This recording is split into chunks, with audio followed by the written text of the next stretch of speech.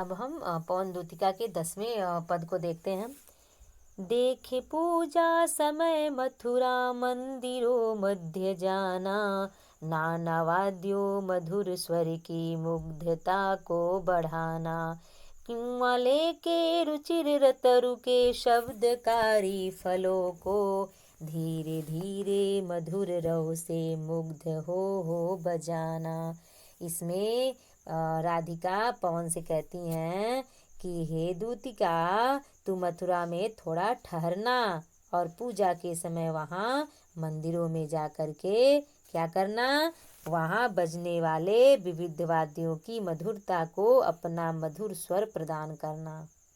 पहले लाइन में कहा गया है कि देखे पूजा समय मथुरा, यानी कि जब तुम वहाँ पहुँचोगी मथुरा में, तो जब पूजा का समय होगा तो तुम रुक जाना, यानी कि थोड़ा सा ठहर जाना। देखे पूजा समय मथुरा, यानी कि पूजा के समय को मथुरा में थोड़ा सा रुक जाना। मंदिरों मध्य जाना, यानी कि मंदिर के बीच में तुम रुक जाना। नाना वाद्यों मधुर स्वर की मुग्धता को बढ़ाना, और वहाँ जो विविध प्रकार के बजने वाले वाद्य हैं उनकी मधुरता को अपना भी स्वर प्रदान करके, यानी अपने भी स्वर को उसमें शामिल करना, अपनी मधुरता में वृद्धि करना। और नीचे कह रहे हैं कि किंवा लेके रुचि तरु के शब्दकारी फलों को, अथवा तू वहाँ के मंदिर परिषद, यानी कि मंदिरों की परिसर में खड़े होकर के विविध प्रकार के वृक्षों में से अपने पसंद के वृक्ष का चयन करके उसके फल फूल क्या करना, फल फूल शब्द रूपी फलों को ग्रहण करके धीरे धीरे धीरे धीरे मधुर रव से, धीरे धीरे मधुर ध्वनि के साथ मुग्ध होकर अपना राग अवश्य बजाना। ठीक है, चलिए आगे बढ़ते हैं। इसमें कह रहे हैं कि तू देखेगी जलद तन को, जा वही तदगता होंगे लोने नयन उनके ज्योति उत्कीर्णकारी। मुद्रा होगी वर वदन की मूर्ति सी सौम्यता की, सीधे सादे वचन उनके सिक्त होंगे सुधा से। यहाँ पर बहुत अच्छी बात कही गई है। अब यहाँ श्री कृष्ण भगवान की पहचान बता रही हैं।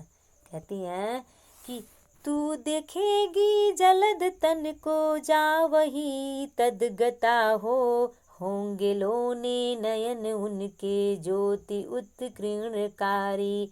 मुद्रा होगी वर वदन की मूर्ति सी सौम्यता की, सीधे साधे वचन उनके सिक्त होंगे सुधा से।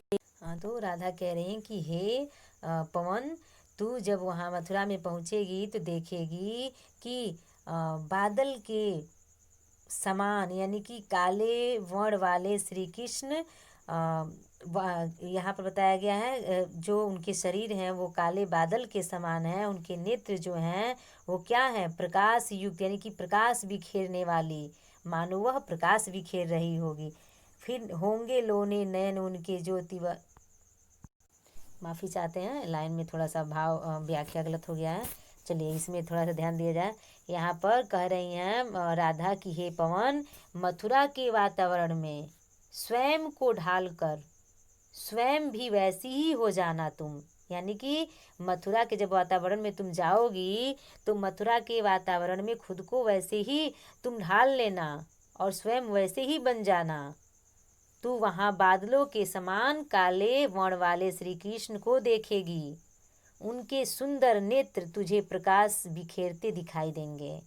उनके जो नेत्र हैं वो तुम्हें क्या होंगे लोने नयन उनके, लोने माने होता है बिखेरना, एक तरह से कह सकते हो। ज्योति उत्कीर्णकारी, यानी कि प्रकाश बिखेरने वाली।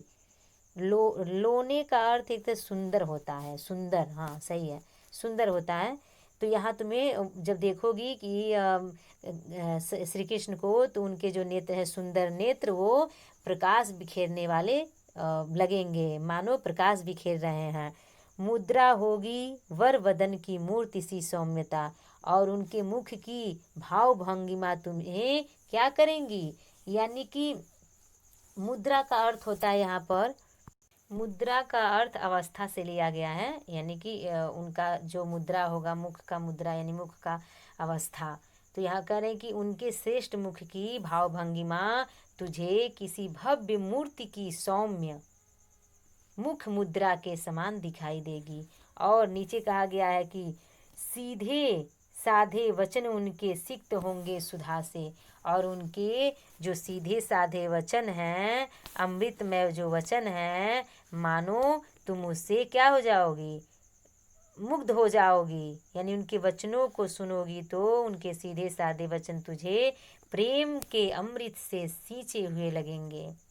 पूरे अर्थ को देखा जाए, इसमें कह रही हैं कि हे पवन, मथुरा के वातावरण में स्वयं को ढालकर स्वयं भी वैसे ही होकर तू वहाँ बादलों के समान काले वर्ण वाले श्री कृष्ण को देखेगी। उनके सुंदर नेत्र तुझे प्रकाश बिखेरते हुए दिखाई देंगे, और उनके जो श्रेष्ठ मुख की भाव भंगिमा तुझे देखने को मिलेगी, मानो वह भव्य मूर्ति की सौम्यता यानी मुख मुद्रा के समान दिखाई देंगे। और तू उनके वचनों को जब सुनेगी तो मानो उनके वचन तुम्हें अमृतमय घोल रहे हो, यानी कि तुम्हें अमृत से सींचे हुए लगेंगे। ठीक है, चलिए आगे बढ़ते हैं।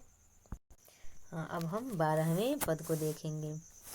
नीले फूले कमल दल सी गात की श्यामता है, पीला प्यारा वसन कटी में पहनते हैं फवीला।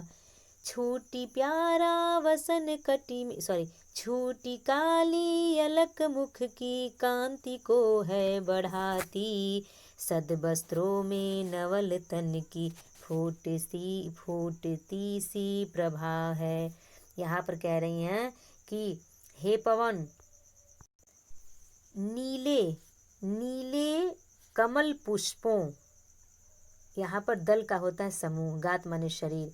यहाँ पर कह रहे हैं कि नीले खिले कमल पुष्पों की जो समूह है, उसकी जो श्यामलता है, यानी श्यामलता के समान ही भगवान श्री कृष्ण की छवि है। यहाँ पर अब नीले कमल का उपमा दे रही हैं उनके शरीर से। इससे पहले आप देखे हैं काले बादल से दे रही थी, अब ये नीले कमल से दे रही हैं। फिर नीचे कहती हैं पीला प्यारा वसन कट में पहनते हैं फबीला। फबीला का अर्थ होता है सुंदर, यानी कि वो अपने कमर में, वसन माने होता है वस्त्र, अपने कमर में पीले सुंदर वस्त्र को पहनते हैं, यानी पहने हुए होंगे। छोटी काली अलक मुख की कांति को है बढ़ाती, और जो उनके सर से एक काले काले जो एक तरह से मान कर चलो कि एक लट कहा जाता है, यानी कि उनके माथे पर लटकती हुई काले लट का जो अलक माने लट होता है, कह रही हैं कि छोटी काली एक छुटा हुआ एक काला लट उनके मुख की कांति को और बढ़ा रहा होगा। और फिर कह रही हैं सद वस्त्रों में नवल तन की फूटती सी प्रभा। प्रभा का अर्थ होता है प्रकाश या कांति कह सकते हैं। तो कह रहे हैं कि सद वस्त्रों में नवल माने नए वस्त्रों में उनके जो सुंदर वस्त्र हैं, उनके सुंदर वस्त्रों से उनके रमणीय शरीर की कांति उत्कीर्ण हो रही होगी, यानी कि जो उनके वस्त्र हैं, सुंदर वस्त्र हैं, उनके रमणीय शरीर की कांति को और बढ़ा रही होगी, और वातावरण को मनोहारी यानी कि मन को अच्छा लगने वाला मनोहारी बना रही होगी।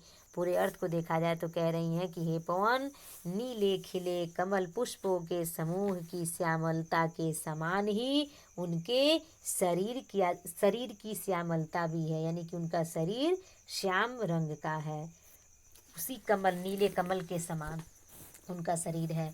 और कह रही हैं कि उनका जो सांवला रंग ऐसा मनोहारी है जैसे कि यानी कि नीले कमल पुष्पों के समूह की श्यामलता अत्यंत मनोहारी होती। जिस प्रकार नीले कमल बहुत सुंदर लगते हैं, उसी तरह से हमारे श्री कृष्ण यानी हमारे श्याम का भी रंग है। वे श्री कृष्ण अपने शरीर पर अत्यंत आकर्षक पीला सुंदर वस्त्र अपनी कमर में धारण किए रहते हैं।